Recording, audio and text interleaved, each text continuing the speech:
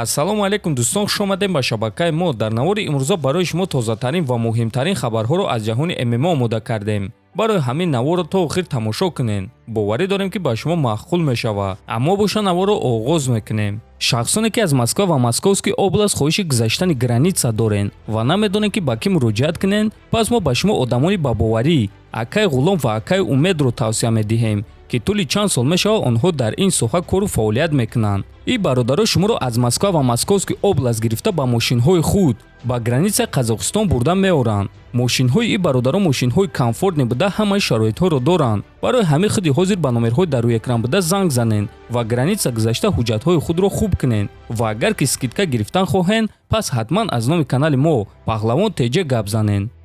шаби гузашта чемпиони вазни ним вазнин Иржи Прохаска ва чемпиони пешинаи ин вазн Гловер Тейшера муҳорибаи рӯбарӯ гузаронданд. хотиррасон мекунем ки муҳорибаи онҳо аллакай рӯзи 11 декабр дар турнири UFC 282 баргузор мегардад ва бояд қайд кард ки ин реванши онҳо хоҳад шуд. дар якум муҳорибаи онҳо Иржи Прохаска дар панҷум раунд бо тариқи усул ғолиб шуда буд. акнун рӯзи 11 декабр Гловер Тейшера кӯшиш мекунад ки камарбанди худро баргардонад, а Прохаска боша кӯшиш мекунад ки аввалин ҳимояи камарбандро гузаронад. дар ин муҳориба ки ғолиб мешава, мо шумо рӯзи 11 декабр мефаҳмем.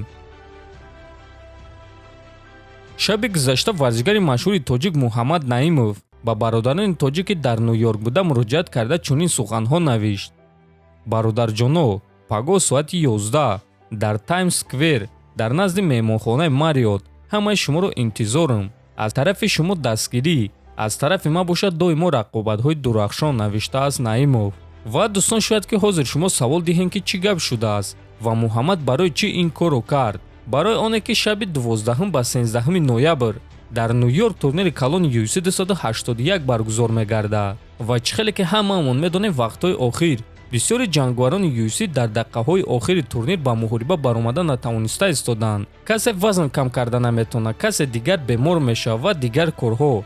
барои ҳамин Муҳаммад Наимов хост ки бо бародарони худ ба он ҷо рафта дастгирии худро ба UFC нишон диҳад ва нишон диҳад ки барои муҳориба омода аст ва розӣ аст ки ягон ҷангварро иваз кунад. чунки худи Дана Вайт ба Муҳаммад ин чизро баъди баромадаш дар турнири Dana White Contender Series ваъда дода буд. марҳамат суханҳои Дана Вайт: ма баъди муҳориба ба назди Муҳаммад рафтам.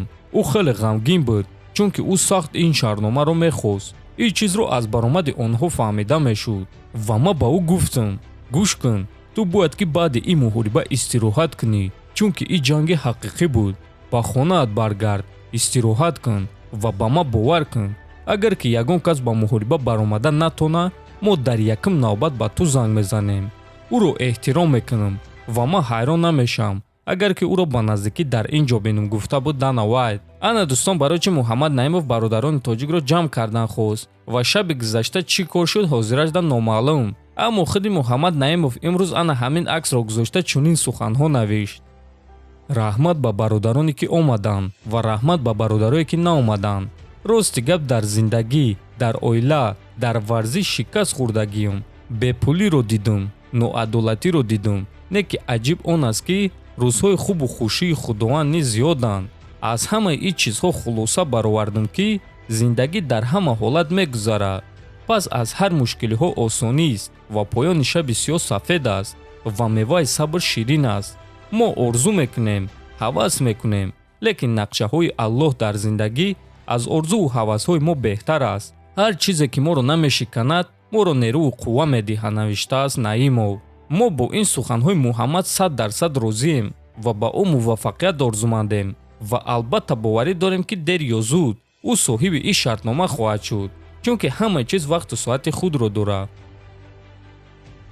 чемпиони пешинаи UFC дар вазни миёна Роберт Уитакер дар муҳорибаи унвонии вазни худ байни чемпион Исраил Адесаня ва довталаб Алекс Перейра прогнози хеле аҷиб дод. ма албатта ки на ба Адесаня ва на ба Перейра мухлисӣ мекунам, аммо умедворам ки онҳо якдигарро чунон мезананд ки дигар ягон тай аз онҳо ба монанди пешина намешавад, гуфтааст Уитакер. ва дӯстон, бояд гуфт ки прогнози ӯ хеле шавқовар аст ва умедвор мешавем ки ин гуна намешавад. ба фикри шумо чӣ дӯстон, ки дар ин муҳориба ғолиб мешавад? фикротонро нависен, ҳатман дар канали мо обуна шавен. то боздид, хонободу сарбаланд бошен.